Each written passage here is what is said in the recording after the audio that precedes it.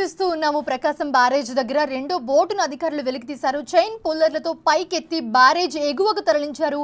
కొత్త ప్రణాళికతో రెండు భారీ బోట్లను బయటకు తీశారు బేకేమ్ ఇన్ఫ్రా ఇంజనీర్లు. అయితే మరో రెండు బోట్లు ప్రకాశం బ్యారేజ్లో ఉన్నాయి.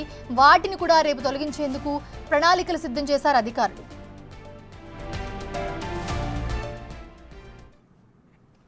బోట్ని ముందు క్రేన్స్ పెట్టి 50 టన్ క్రేన్స్ పెట్టి బ్యారేజ్ పెట్టి ట్రై చేసాం. ఆ ట్రై చేస్తే అవి ఏమాత్రం కదలలేదు. అప్పుడు మినిస్టర్ గారు, ఈఎన్సీ గారు అందరూ వచ్చి వాళ్ళ సహకారంతో వారి ఆదేశాలతో త్వరగా ఏ విధంగా కంప్లీట్ చేయాలని ఇంతకుముందు ఇట్లా చేసిన అబ్బులు టీంని కాకినాడ నుంచి వాళ్ళని కూడా పిలిపించారు. వాళ్ళు కూడా వచ్చి చూసి చేయగలమన్నారు. వాళ్ళతో చేసాం, కానీ అది కూడా కొంతవరకు సఫలీకృతమే. ఆ తర్వాత అక్కడి నుంచి మళ్ళీ ఆ డిస్టెన్స్ వలన అది క్రాస్గా ఉండి లాగటం వలన అది చేయలేకపోయాం. అప్పుడు ఏం చేయాలో ఆలోచిస్తే ఇక్కడ లోకల్ బోట్స్తో ఈ విధంగా తయారు చేసి ఇప్పుడు గర్డర్స్ని వాటి మీద అసెంబుల్ చేసి ఆ విధంగా తయారు చేసి తీసుకురావాలని ప్రయత్నం మొదలుపెట్టాం. అది తయారు చేయడానికి ఆ 2 బోట్ల మీద 2 డేస్ పట్టింది.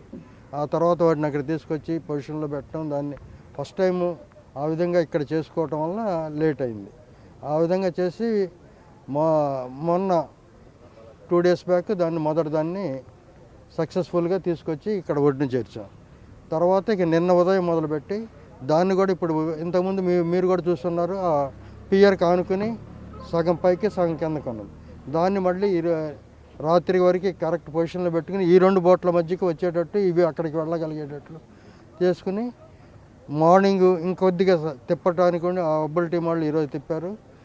ఆ విధంగా డైవర్స్, బెక్కం ప్రాజెక్ట్స్, అబ్బులు అందరి సహకారంతో పైన ఉన్న మా ఆఫీసర్స్, మినిస్టర్ గారు అందరూ ఇచ్చిన స్వేచ్ఛతో త్వరగా ఈ పనులు కంప్లీట్ చేయమన్నారు. ఎంత త్వరగా కంప్లీట్ చేద్దామని మేము కూడా ఆలోచిస్తూ ఆ విధంగా ఇది నిన్న ఈరోజు 2 రోజుల్లో దీన్ని కంప్లీట్ చేయగలిగాం. ప్రకాశం బ్యారేజ్ దగ్గర రెండో బోటును అధికారులు వెలికి తీశారు. ఇదే అంశానికి సంబంధించి మరిన్ని అప్డేట్స్ మా ప్రతినిధి శివ అందిస్తారు. శివ, మోనిషా, మొత్తం మీద చూసుకుంటే కనుక ఎట్టకేలకు దాదాపుగా 8 రోజుల కృషి తర్వాత ఒక బోట్ను ఒడ్డీ చేర్చిన పరిస్థితి కనిపించింది.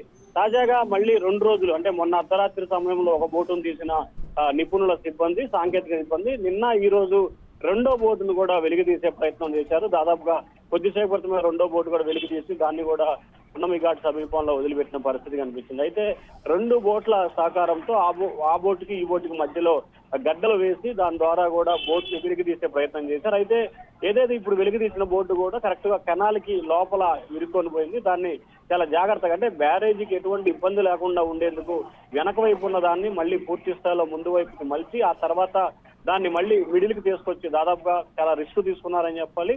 మొదటి ఒక బోట్ను ఏ స్థాయిలో అయితే రిస్క్ తీసుకొని తీశారో, కానీ రెండో బోటు తీయడానికి సంబంధించి 2 రోజులు శ్రమించినా కానీ చాలా హార్డ్ గానే రిస్క్ తీసుకొని వెలికి తీసిన పరిస్థితి కనిపించింది. మొత్తం 5 బోట్లు కొట్టుకొని రావడం, 5 బోట్లు ఢీకొన్నాయి. 2 బోట్లు అయితే మాత్రం వరద ఫ్లోట్ కొట్టుకుని పోయినాయి. 3 బోట్లకు సంబంధించి మొన్న ఒకటి ఈ రోజు బోటు తీసి ఇంకొక బోటు ప్రస్తుతం అయితే నీళ్లలో ఉంది. Monisha, thanks for the update Shiva.